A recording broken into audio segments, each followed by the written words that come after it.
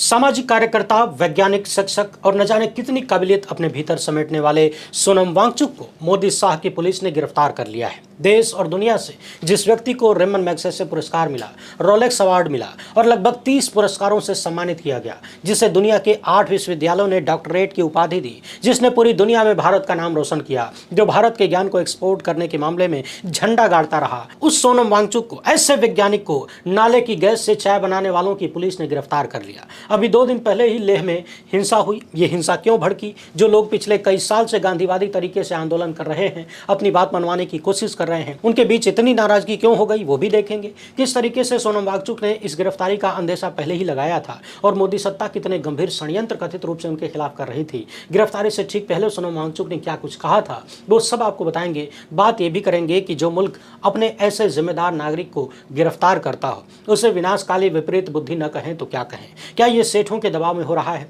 या अपनी कुर्सी बचाने के चक्कर में सब कुछ दांव पर लगाने का कार्यक्रम चल रहा है? और सबसे बड़ा सवाल ये कि अभी जो सोनम वांगचुक और लेह के लोगों के साथ किया जा रहा है, ये किसी के साथ भी हो सकता है, आपके साथ भी हो सकता है और तुरंत हो सकता है। बस आपको करना इतना होगा कि आप भाजपा को उनके वादे याद दिला दीजिए। मोदी साहब को याद दिलाइए कि 10 साल पहले वो क्या कहते थे।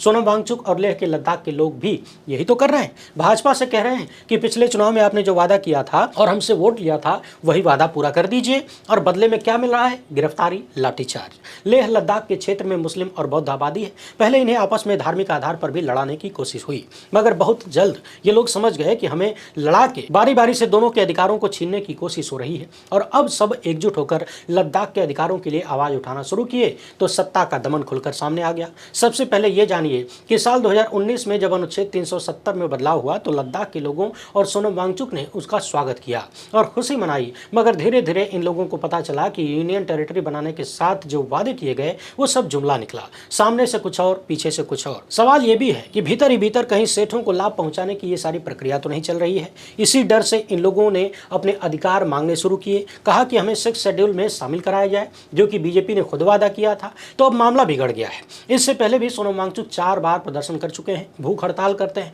खुद को सजा देते हैं, शांति प्रिय तरीके से बैठकर अपनी बात रखते हैं। बेहद साइंटिफिक व्यक्ति हैं। पैदल मार्च करते हुए दिल्ली तक पहुंचे थे, वहां भी उन्हें गिरफ्तारी का सामना करना पड़ा। बहुत सारी चीजें हुई, मगर एक बार फिर से उन्होंने 35 दिन के अनशन का ऐलान किया था। लेकिन पिछले कुछ दिनों से जब से उनके अनशन पर खूब ज्यादा चर्चा होने लगी तो गोदी मीडिया से लेकर तमाम नफरती चिंटू और आईटी सेल के लोगों को लगा कि अब तो कुछ करना पड़ेगा। आदेश आया झूठ फैलाने के लिए। और आप तो जानते ही हैं, जो भी अपना हक मांगता है उसे देशद्रोही कह दिया जाता है। तो कुछ वैसा ही माहौल बनाने का प्रयास किया जा रहा है। और इस प्रयास में गोदी मीडिया ने और यहां तक कि मोदी शाह की जांच एजेंसियों ने भी कथित रूप से अपनी मूर्खता की सारी हदें पार कर दी। टीएमसी सांसद साकेत गोखले ने ये जो डॉक्यूमेंट शेयर किया है, इसी तरह ध्यान से देखिए।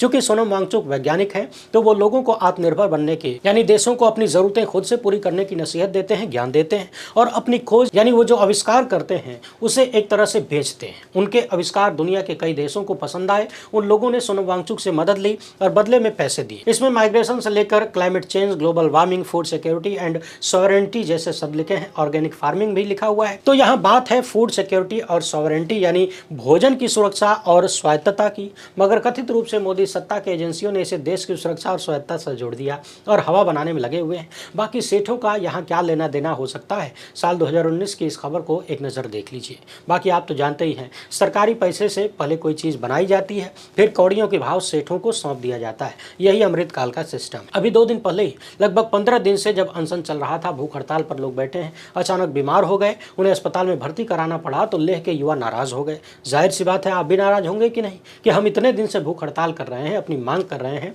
कोई हमें सुनने वाला नहीं, कोई हमसे बातचीत करने को तैयार नहीं। क्या ये लोकतंत्र है? और सरकार तारीख पे तारीख दे रही है, 6 अक्टूबर की तारीख दे रही है, इतना लंबा, जबकि ये मांग कोई नई नहीं है, पिछले कई साल से चल रही है। और ये नाराजगी हिंसा में बदल गई। हालांकि सोनम वांगचुक बार बार हिंसा का विरोध करते हैं। उन्होंने लगातार गांधीवादी तरीके को अपनाने की अपील की और ये कहा कि हिंसा ठीक नहीं है, इससे हमारी ही लड़ाई कमजोर हो जाएगी, सरकार को बहाना मिल जाएगा मारने पीटने गिरफ्तार करने का। देखिए वही हो गया।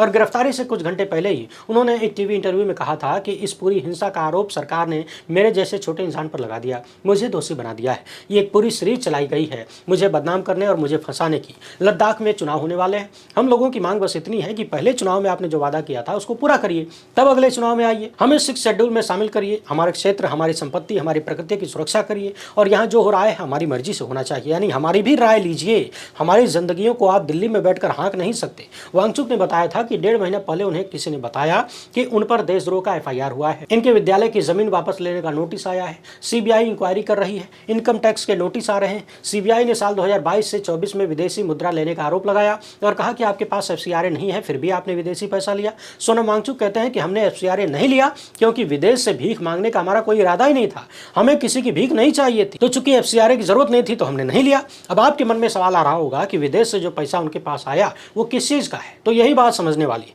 सोनम वांगचुक ने जो आविष्कार किए हैं, जैसे कोई भी कंपनी या कोई भी व्यक्ति कोई चीज बनाता है, खोज करता है, यदि वो किसी और को चाहिए, लाभप्रद है, पसंद आया है, तो सामने वाला उसे पाना चाहेगा और बदले में जो भुगतान करेगा वो तो आपको लेना होगा ना, क्योंकि आविष्कार करने में, बनाने में भी तो पैसे खर्च होते हैं।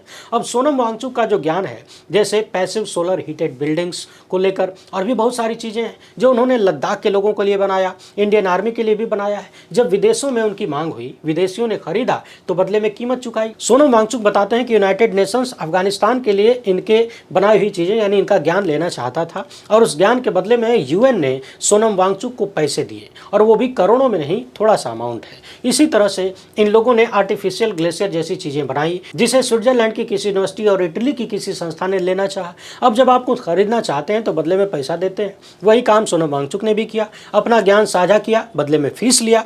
और समझने वाली बात यह है कि उन्होंने जो लिया उस पर बाकायदा टैक्स भी पे किया है, यानी ये नहीं कह सकते कि चुपचाप पैसा लेकर रख लिया।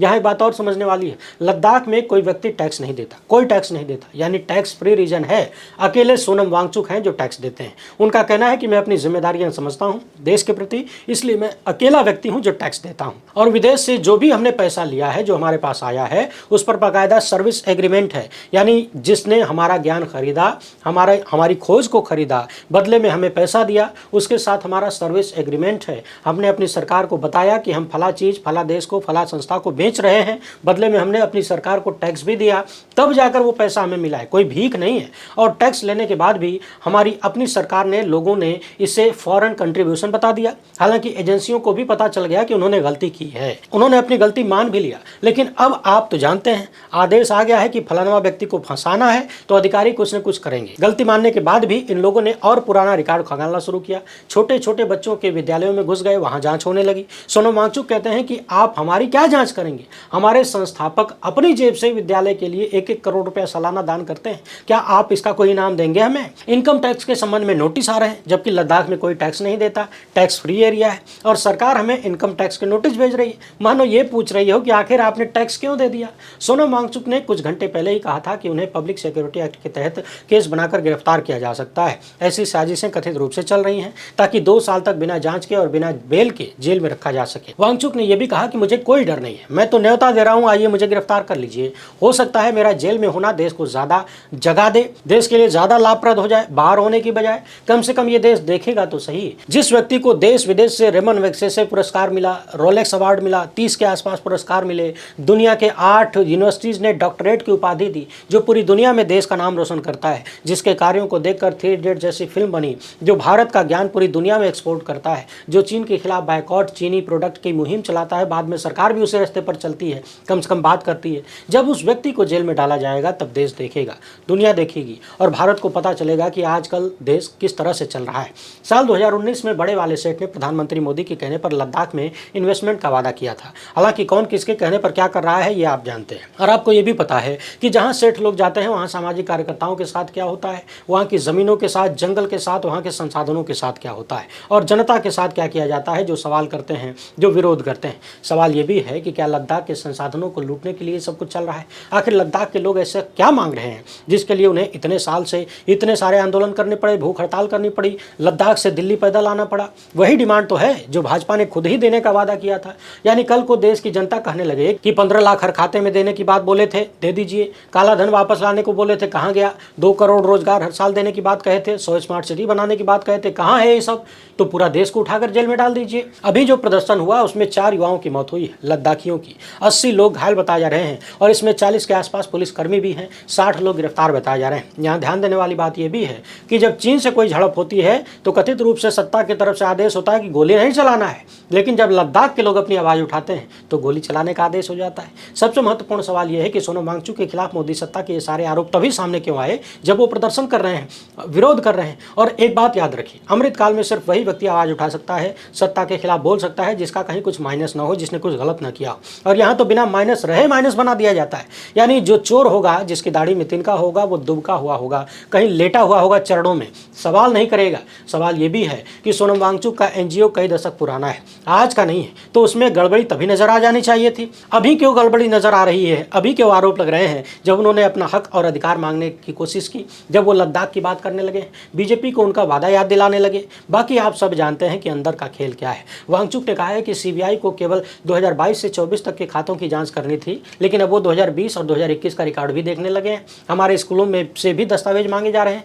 4 साल पुरानी पहली की एक शिकायत को दोबारा खोला गया है, जिसमें किसी मजदूर को वेतन न देने का आरोप था। सरकार ने HIAL को दी गई जमीन, यानी संस्था को दी गई जमीन का पट्टा यह कहकर रद्द कर दिया कि लीज की रकम नहीं जमा की गई, जबकि उनके पास दस्तावेज है कि सरकार ने कहा था कि फीस नहीं लेंगे आपसे, आप अच्छा काम कर रहे हैं। यानी पहले सरकार ने कहा कि आपसे फीस नहीं ली जाएगी, आप देश का भला कर रहे हैं। फिर जब वांगचुक आवाज उठाने लगे लद्दाख के लिए, तो वही बहाना लेकर पट्टा रद्द कर दिया जाता है। सारा खेल और गुजराती जोड़ी का मेल आप सबको पता है। मगर समझने वाली बात यह है कि लद्दाख जो पाकिस्तान और चीन दोनों से सीधे जुड़ता है, जो सीधे मोर्चा लेता है, क्या उसे इस तरह से नाराज करना ठीक है? अभी पंजाब की बाढ़ के समय हमने देखा, बात पंजाब की करिए, जम्मू कश्मीर की करिए, लद्दाख की करिए, अरुणाचल प्रदेश की करिए, जितने भी सीमावर्ती क्षेत्र हैं हमारे, उन सब से मोदी सत्ता इस तरह से नाराज और रूठी हुई दोहरा व्यवहार करती हुई नजर क्यों आती है? भेदभाव क्यों? और अब लद्दाख को लेकर भी वैसे ही कहानी। गोदी मीडिया के सहारे सवाल करने वालों को बदनाम करके आप चाहते हैं कि सबको देशद्रोही बता दिया जाए। इससे कुछ अंधभक्त खुश हो सकते हैं, मगर देश समझ चुका है। प्रदर्शनकारियों में से एक व्यक्ति का चेहरा उठाकर गोदी मीडिया और IT सेल के गुर्गों ने दिखाना शुरू कर दिया कि देखो ये तो कांग्रेस का नेता है, मगर वो बात पूरी तरह से झूठ थी, दावा झूठा था। यानी पूरा पैटर्न जो पिछले 11 साल से देखने को मिल रहा है कि कहीं कोई अपना हक मांगे, विरोध प्रदर्शन करे, उसे पाकिस्तानी बता दो, खालिस्तानी बता दो, कांग्रेसी बता दो, पैसा लेकर 500 रुपया लेकर धरना करने वाला बता दो, प्रदर्शन करने वाला बता दो, यानी कुछ भी करके मूल सवालों को दबाना है। थोड़ी देर के लिए आप मान लीजिए कि सोनम वांगचुक ने कुछ गलत किया, उनको विदेशी पैसा मिला, तो ठीक है, आप उनकी जांच करते रहिए, लेकिन लद्दाख की जो डिमांड है उसको पूरा करिए, उनसे बातचीत करिए। दोनों को मिक्स क्यों किया जा रहा है? दरअसल खेल यही है कि मूल सवालों को दबाना है, तो सवाल करने वाले को ही बदनाम कर दो, उसी को घेर लो। और फिर सोनम वांगचुक की गड़बड़ी इन्हें तभी मिल रही है जब वो लद्दाख की बात कर रहे हैं, सत्ता से सवाल कर रहे हैं, लद्दाख का हक और अधिकार मांग रहे हैं। और ये सिर्फ उनका हक अधिकार नहीं है, वो लद्दाख के पर्यावरण को बचाने, वहाँ के ग्लेशियर को बचाने की बात करते हैं। और ध्यान रहे, वो है तभी हम हैं। ये जो मौसम की मार झेल रहे हैं ना, ये उन्हीं बर्बादियों का परिणाम है। मगर ऐसा लगता है कि कुछ लोग अपनी कुर्सी बचाने के लिए सब कुछ दांव पर लगा देना चाहते हैं। लद्दाख में मिनरल्स वगैरह बहुत सारी चीज़ें हैं, इसलिए याद रखिए, आपने गुजराती जोड़ी के लिए और सत्ता के लिए चाहे जितनी ताली बजाई हो, जिस दिन आप आवाज़ निकालेंगे सबका नंबर आएगा। वीडियो को ज़्यादा से ज़्यादा लोगों तक पहुँचाइए। पहली बार है तो चैनल को सब्सक्राइब कर लीजिए। हमसे जुड़ने के लिए बहुत बहुत धन्यवाद। जय हिंद।